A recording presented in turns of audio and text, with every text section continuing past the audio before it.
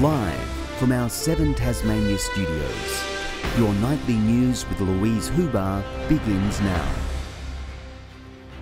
Good evening, thanks for joining us. A woman has died and a man has been left seriously injured by a falling tree as wild winds tore through the northwest overnight. Rescue crews were also thrust into action multiple times on Mount Wellington as walkers lost their way in dangerous heavy snowfall.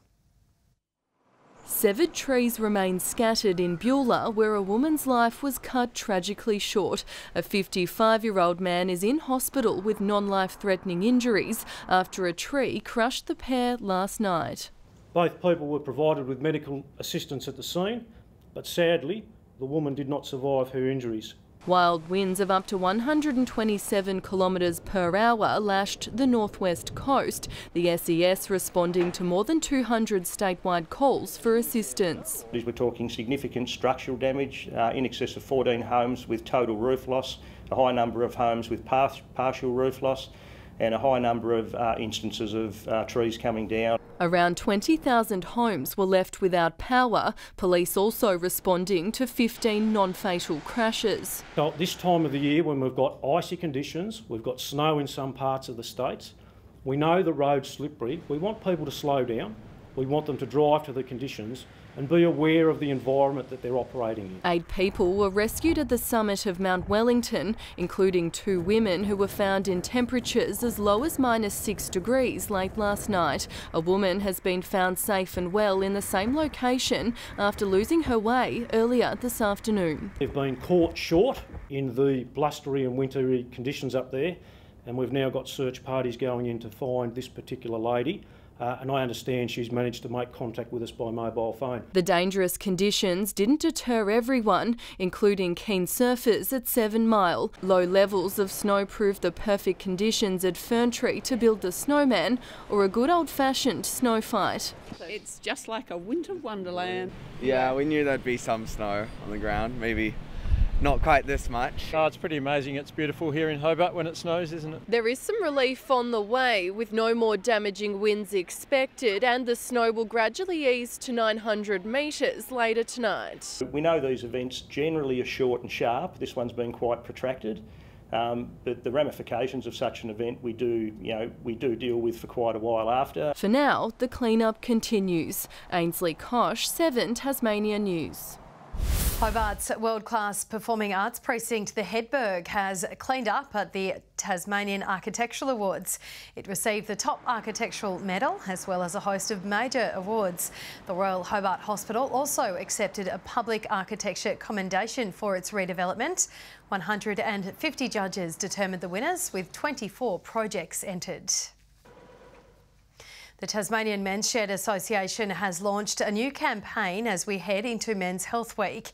It's targeting those who neglect their own physical health concerns for fear of being judged.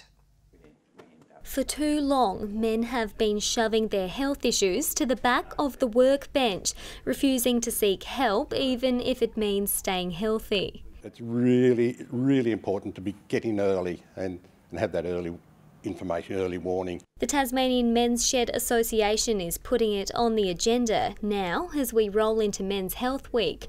Unveiling its new Men Time campaign, the association is working closely with medical expert Brian Woolpole, aka Dr. Shed. Sunlight and vitamin D are essential to your health. His short educational videos are proving to be a lifeline for some. Dr. Woolpole has been most useful, most helpful in explaining a lot of the general day-to-day health issues. Australia's Healthy Male organisation has found 1/3 of men neglect their private health concerns, while psychology experts have seen negative mental health trends emerge in older men. I grew up in a world where I was probably at the tail end of that kind of like that social stigma, boys don't cry. And because what we notice now is that there's a lot of middle-aged men dealing with depression because we were never really taught to be open about that. But recent statistics indicate 72% of Australian men still aren't seeking help, resulting in a range of problematic coping mechanisms. Successful suicide issues are more significant for men than what they are for women. We keep hearing it. Gee, you know, that fella was he was going to do something awful. When it comes to protective factors, a positive support system like the men's shed tops the list. Brianna Boylan at 7 Tasmania News. Older athletes are encouraged to dust off their sports shoes for the upcoming Masters Games. To be held in the northwest this October, competitors will slip into the pool, take to the tennis court and even play pickleball. It's ready, set, go for a major sporting event in the northwest. The Tasmanian Masters Games was launched this morning at Sassafras. We have 25 sports supporting the Masters Games, which will be held October the 20th to 23rd in northern Tasmania. Athletes will compete in a variety of events, including basketball, soccer and wood chopping. The Burnie 10 will also be incorporated as part of the titles. The success of the Australian Masters Games in 2017, also held in the northwest, inspired the creation of this event. Various business, tourism and community groups keen to get on board. This event's going to be fantastic for the region. Based on the 2017, with $8.34 million ingested over those 8 days, it's estimated these games will bring somewhere between $1.25 and $1.4 million to the region. The state government is contributing $20,000 for the event. Having the Tasmanian Masters Games here is just fantastic because not only will we have local participation, of course, across the northwest and north, but also many people from interstate. Organisers say the Games have attracted a large amount of interest from interstate, hoping they'll explore the region after the event. Sport just isn't about getting on the field and playing and kicking a ball around. It has great more opportunities in regards to an economic impact that it brings with it. An official opening ceremony will be held on October 21. Mark Zita, 7 Tasmania News. Devonport Jazz is celebrating a big birthday milestone. In its 21st year, the event will showcase a range of established and emerging local Tasmanian talent from July 28 to 31. Jazzgoers will experience finger clickin' good entertainment in Devonport's Market Square Pavilion, while the Town Hall Theatre will host the Pure Jazz Sessions. For the first time in its history, a Tasmanian has won the Launceston Running Festival 10-kilometre race. The event saw competitors of all ages take to the streets, hoping to break their personal bests. 3, 2, and away they go! Off and running. A sea of coloured competitors have hit the pavement for this year's famed Launceston Running Festival. James Hansen ran the show, becoming the first Tasmanian to take out the 10-kilometre event in its 15-year history. To actually win it in front of the home crowd, it means the world, because I think it shows people here from Launceston it's like we can be the best in Australia. James has made a miraculous return to running following a difficult year. Last year I was in the commentary booth for this race, and about a week earlier I'd found out I'd had a stroke and a blood clot in my brain, so I didn't even know if I'd get to this level again, so to actually win it a year later is just crazy. Runners endured the cool conditions on the Queen's Birthday Lawn weekend, with a Think Big half marathon kick-starting the day. Australian record holder Brett Robinson backed up his 2020 victory with a time of 61 minutes and 59 seconds. I'm very sore. It feels like I've run a marathon. I don't know, I ran really hard then, so I think it shows the conditions. I'm very happy with that race. While Sinead Diver headlined the women's field, finishing in 71 minutes and 6 seconds, the fastest time run on Tasmanian soil. Initially I was aiming I wanted to go for a PB. That's when we thought the winds were like 6k an hour, but then they were like 35 or something this morning, like really strong. So that kind of went out the window, and I just wanted to win really, and the course record is a bonus. Jade Child was another trailblazer, pushing a wheelbarrow in the half marathon for Tasmanian charity Loaves and Fishes.